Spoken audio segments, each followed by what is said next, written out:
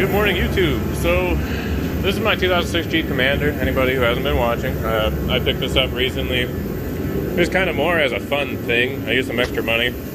And so the thing is, I had driven a Jeep Rubicon out in California back in February.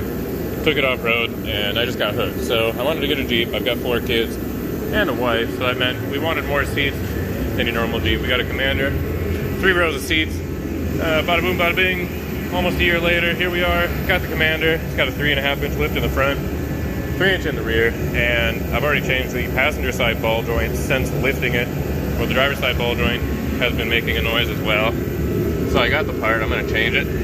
Sorry for the low light. You can see here, the angle isn't even really an issue. I think these things were just worn out, and doing the lift on it just as a final straw. So got the new ball joint over here.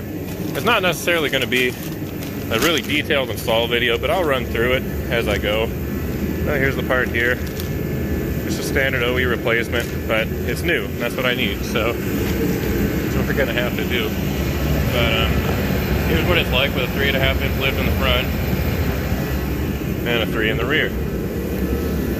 As you can see now, I got the heater going. It's Wisconsin, December 1st, so I just pulled this in from outside, covered in ice, naturally. I don't feel like working out there. I'm gonna give this thing maybe half hour to an hour to warm up. Over here we have, our puppies are gonna be out here as well. We've got a 2-year-old, a Lusky, and she had some puppies. So I'm gonna bring the puppies out here as well. They're gonna keep me some company. Plus they're getting a little big for the room we have. So anyway, I'm gonna get cracking on this, and here we go. Alright, so right off the bat, I noticed this side is going to be a bit less fun because I'm going to have to get down in here and get at some bolts. So we've got right here, there's a bolt here, and a bolt over here. That's what holds it on. You got to get on the other side. There's a nut on each side of the inner fender there that I got to get at. And we got the kids and dogs out here too. A little crazy.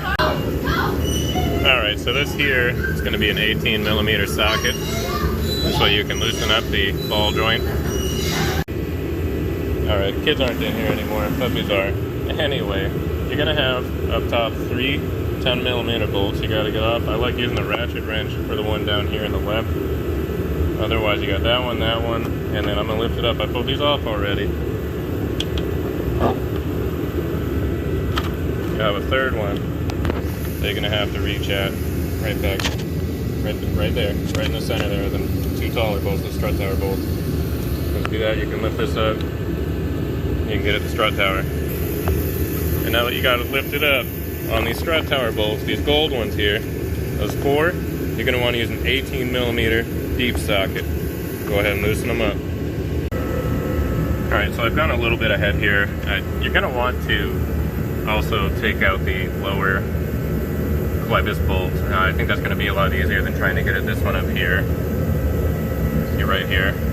Because trying to separate this from the shock absorber is going to be really tough while it's sitting in there. So I have a little bit of wiggle room right now. I can move this around and I could probably really mess with it and get it out, but I want to give myself more clearance than this and not have to screw around as much. So I'm also going to be disconnecting the sway bar end link here, and I'm just going to disconnect this one, drop it down. I shouldn't have to disconnect the tie rod, and that'll give me enough room to wiggle this whole strut tower out of the way comfortably so I can get at these 2 bolts back here. Right here is going to be an 18mm. There's also a nut on the back, 18mm as well. The lower clevis bolt, which I pulled out here you can see. So here's where it went through. It actually was threaded here, through that bushing, and that's a 24mm, both sides there. Go ahead and loosen that one up. If it gives you trouble, well, no surprise. Heat, hammer it, lubricate it, repeat until you can get it out. It's going to come out eventually. It's not fun. It took me like 3 days to get one side out, and it's not fun, I get it, but it will come out. So here I squeeze this just to see. There's a bit of grease in there. Some grease came out, but when you try to wiggle it, it feels like it's just gritty, like it's got so much resistance right now. So I'm going to go ahead and change that. And I actually think my CV joint might need to be replaced as well. But hey, not going to worry about that right now. I'll do that when I need to. This is what I came for. right here today.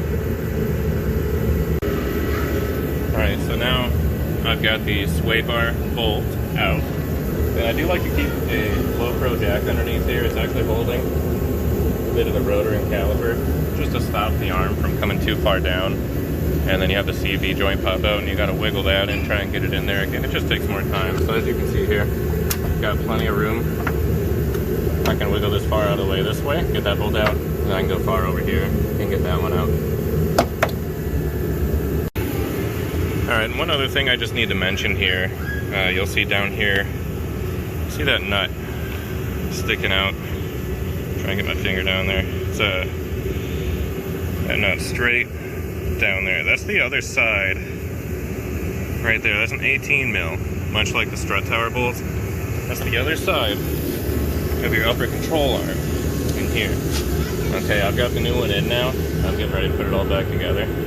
Got it all tightened out. So you're gonna need on the inside 15 mil, and on the other side, from the engine side, 18 mil. All right, so I use an 18 mil wrench. I put it on there, held it with my arm.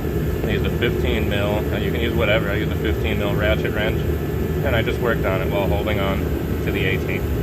So whatever works for you, it's gonna be just fine. And like I said, just getting this out of the way was plenty. Now you could also, instead of doing the Flybus bolt, like I mentioned, you could just get rid of, loosen up the tie rod and the sway bar link, and that's probably going to give you enough play as well. Just be careful so you don't pull that CV joint out, and watch your brake line as well. This way seems to work better for me, so the brake line isn't getting stretched or anything. So I'm going to put it all together now.